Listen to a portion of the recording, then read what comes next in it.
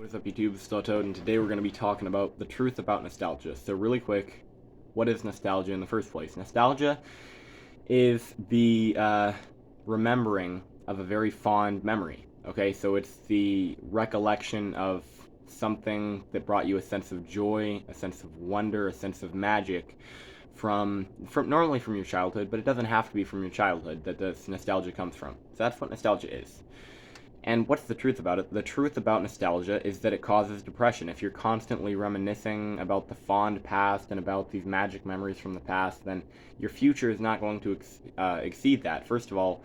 And then the next thing is if you're constantly focusing on the past, then you're not focusing on the present. And the present can be just as magical as long as you're living in the moment. Living in the moment is what actually causes nostalgic memories. Like, think about it. You have nostalgic memories about a game, that's because you're in the game. You're focusing on it. You're really in it. You have nostalgic memories about a song, then you're really in that song. When you get a song, that puts you in the present. That puts you where you are now. So that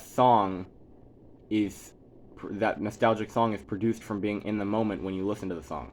You have nostalgia from playing with your childhood dog. Well, that dog, when you were playing with that dog, you were in the moment. You weren't thinking about anything else when you were playing with that dog. You were playing with the dog, and that's all you were doing. Or how about nostalgia about a specific food, the flavor of a specific food? Well, that's the same thing. You're in the moment when you're eating the food. You're focusing on the flavors, you're focusing on the textures, you're focusing on the food itself. You're not focusing on the bills you have to pay tomorrow. You're not focusing on the video game that you played when you were a little kid. You're focusing on the flavor of that food.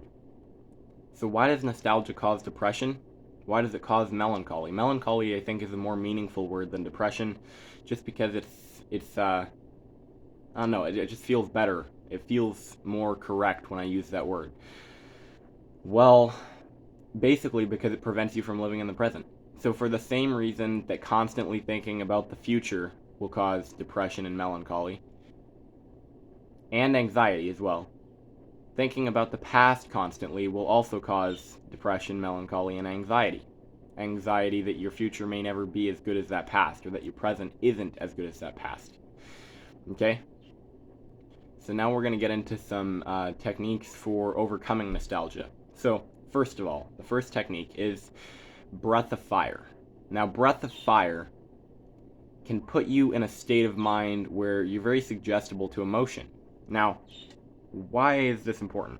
Well, if you are doing breath of fire and something that would normally kind of tick you off, instead of just ticking you off, this emotion won't be suppressed. It will be exploded. So instead of just ticking you off, it will fill you with, fire and rage. Okay? So when you do breath of fire, something that would normally trigger nostalgia, it's not just going to trigger nostalgia. It's going to trigger nostalgia 2.0. It triggers nostalgia 2.0. That's all I'm going to say about that.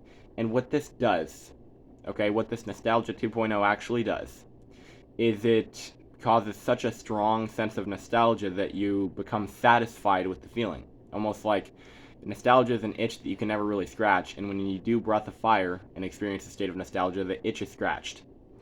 Okay? So, beyond that, when you do breath of fire, it also exposes you to the wholeness of the situation. So you may notice that when in nostalgic memories, we remember them halfway. We don't remember the full situation. We remember the good parts and we don't remember the bad parts. We forget about the bad parts of the situation. So the sadness that a game brought you or the anger that it brought you. Okay, with a song, the problems that song caused. Like maybe you couldn't hear somebody and you got, there was a bunch of chaos caused just because you couldn't hear them because you were listening to a song or something like that. And that's not the fault of the song or the fault of you, but the pain involved with situations. There's pain in every situation. And there's also joy in every situation, if you can find either. And so, basically, since the memory isn't whole, doing breath of fire breathing kind of exposes you to the whole scope of feelings of the situation. The next technique for overcoming nostalgia is to return to the things that actually caused the nostalgia. So if it's a game, start playing the game again. If it's a song, start listening to the song again. This will show you that these things are not as good as your brain is recalling them to be. If it's a game, you're going to realize, well, this is a good game, but it's not as magical as my mind wants to make it.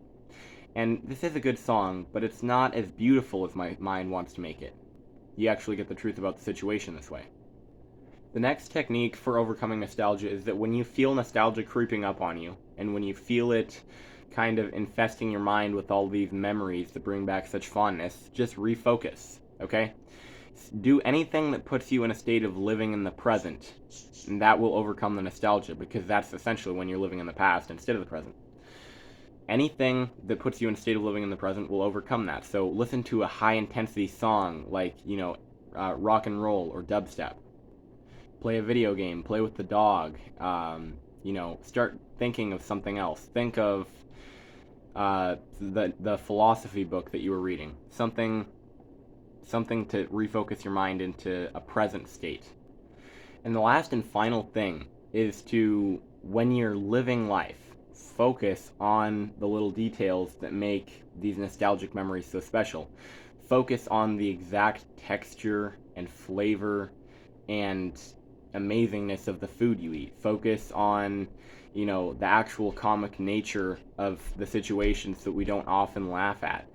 Focus on, the dreams that you have. Reminisce on your dreams as well. Decode your dreams.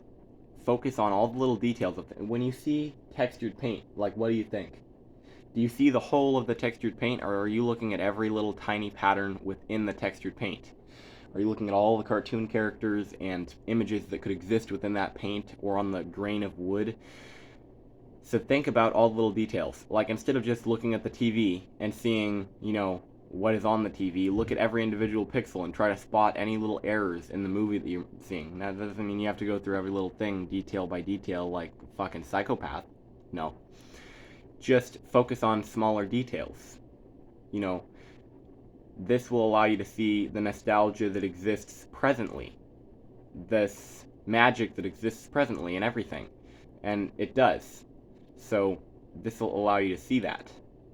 Now, as you know, as I've said before in this video, having a light heart includes letting go of nostalgia. But it also includes other things, such as letting go of living in the future. It includes things like letting go of anger and letting go of sadness, letting go of regret, letting go of guilt, letting go of all the harsh words that people have set before you. So I will be making videos about this in the future, but for now, this is how you overcome nostalgia. I hope you enjoyed this video. Leave a like, subscribe, comment, and share. Goodbye.